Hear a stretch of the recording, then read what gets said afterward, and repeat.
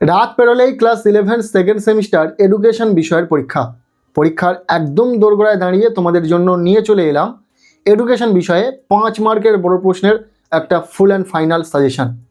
এই ভিডিওতে 5 মার্কের জন্য আমরা বলে দেব এমন 8 থেকে 9টি প্রশ্ন, যে প্রশ্নগুলো তোমার পড়া থাকলে 100% পরীক্ষাতে 5 মার্কের প্রশ্ন তুমি কমন পাবে। পরীক্ষাতে 4টি প্রশ্ন থাকবে, তোমাদেরকে 2টি প্রশ্নের উত্তরে লিখতে হবে। যেহেতু তোমাদের 2x সিস্টেম রয়েছে, একটা প্রশ্নের জন্য আরও একটি বিকল্প প্রশ্ন থাকবে। অর্থাৎ পরীক্ষাতে 4টি প্রশ্ন থাকছে, যার মধ্যে থেকে 2টি প্রশ্নের উত্তর লিখতে হবে। আমরা প্রতিটা প্রশ্নের জন্য খুব বেশি হলে 2-3টে করে প্রশ্ন পড়তে বলবো। ইতিমধ্যে এডুকেশন তথা শিক্ষাবিজ্ঞান বিষয়ে 10 মার্কের জন্য ঠিক কোন প্রশ্নগুলো পড়তে হবে সে বিষয়ে সাজেশন দিয়েছি। সেই সাজেশন ভিডিওতে আমরা এমন কিছু প্রশ্ন বলে দিয়েছি যে প্রশ্নগুলো পড়া থাকলে তোমরা 100% পরীক্ষাতে 10 মার্কের প্রশ্ন কমন পাবে। 4টি প্রশ্ন আসবে, কিন্তু তোমাদেরকে 2টি 10 মার্কের প্রশ্নের উত্তর লিখতে হবে। 20 নম্বর 50% মার্কস কিন্তু এই একটা ভিডিওতে যে প্রশ্নগুলো বলা রয়েছে পড়ে রাখলেই পেয়ে যাবে। সেই ভিডিওর লিঙ্ক আমি এই ভিডিওর ডেসক্রিপশনে দিয়ে রাখবো, অবশ্যই দেখে নেবে।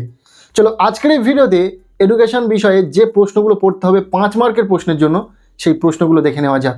যে প্রশ্নগুলো বলে দিচ্ছি খুব ভালো করে পড়বে। প্রথম প্রশ্ন, মনোবিজ্ঞানের লক্ষ্য, প্রকৃতি, পরিধি, গুরুত্ব, বৈশিষ্ট্য আলোচনা করো।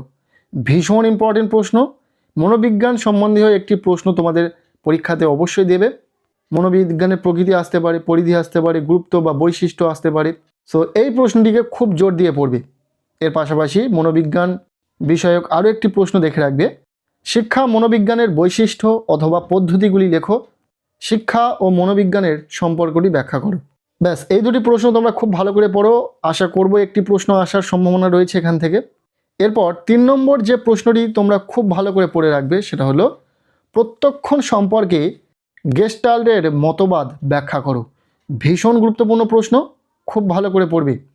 এছাড়াও দেখে রাখবে শিক্ষাক্ষেত্রে প্রত্যক্ষণের গুরুত্ব ইম্পর্টেন্ট রয়েছে, পরীক্ষাতে আসার সম্ভাবনা রয়েছে। এরপর 4 নম্বর প্রশ্ন, থর্নডাইকের শিখন তত্ত্বের মূল সূত্রগুলির শিক্ষাগত তাৎপর্য লেখো। ভীষণ গুরুত্বপূর্ণ একটি প্রশ্ন, খুব ভালো করে পড়বে। এই প্রশ্নটি সবার আগে পড়ে নিতে বলবো, এতটাই গুরুত্বপূর্ণ রয়েছে। এরপর 5 নম্বর প্রশ্ন, অন্তর্দৃষ্টি কি? অন্তর্দৃষ্টিমূলক শিখন কাকে বলে? এটিও ইম্পর্টেন্ট রয়েছে, খুব ভালো করে দেখে রাখবে। নেক্সট 6 নম্বর প্রশ্ন, ভারতীয় সমাজ সংস্কারক হিসাবে রাজা রামমোহন রায়ের অবদান সংক্ষেপে আলোচনা করো। এটিও গুরুত্বপূর্ণ একটি প্রশ্ন।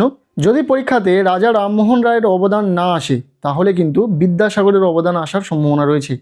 কাজেই প্রাথমিক শিক্ষা বিস্তারের ক্ষেত্রে বিদ্যাসাগরের অবদান আলোচনা করো। এই প্রশ্নটিকেও তোমরা খুব জোর দিয়ে পড়বে। এই 2টি প্রশ্নের মধ্যে থেকে একটি প্রশ্ন আসার সম্ভাবনা খুব বেশি রয়েছে। এরপর 8 নম্বর প্রশ্ন, সাবিত্রীবাই ফুলেকে ভারতের নারী শিক্ষার অগ্রদূত বলা হয় কেন? প্রশ্নটি মোটামুটি ইম্পর্টেন্ট রয়েছে, খুব ভালো করে দেখে রাখবে। বা এসে যেতে পারে বেগম রোকেয়ার অবদান নারী শিক্ষার বিকাশে। যাদের পক্ষে সম্ভব হবে তারা কিন্তু এই প্রশ্নটিও খুব ভালো করে দেখে রাখবে। পরের প্রশ্ন, জ্ঞান লাভের প্রক্রিয়া হিসাবে সংবেদনের স্বরূপ বিবৃত করো। এই প্রশ্নটিকেও খুব ভালো করে দেখে রাখবে। এরপর শেষ যে প্রশ্নটি রয়েছে, পর্যবেক্ষণ পদ্ধতি কাকে বলে? পর্যবেক্ষণ পদ্ধতির ব্যবহার লেখো। ব্যাস, এই 10টি প্রশ্ন তোমরা খুব ভালো করে পড়ে রাখো পরীক্ষার জন্য, পরীক্ষাতে আসার সম্ভাবনা রয়েছে। 5 মার্কের প্রশ্নের জন্য এই প্রশ্নগুলোই তোমরা খুব ভালো করে পড়বে। এছাড়াও আমরা ইতিমধ্যে এডুকেশন তথা শিক্ষাবিজ্ঞান পরীক্ষার জন্য 10 নম্বরের যে প্রশ্নগুলো পরীক্ষাতে আসার সম্ভাবনা রয়েছে সেই 10 মার্কের প্রশ্নের জন্য সাজেশন ইতিমধ্যে বানিয়ে দিয়েছি।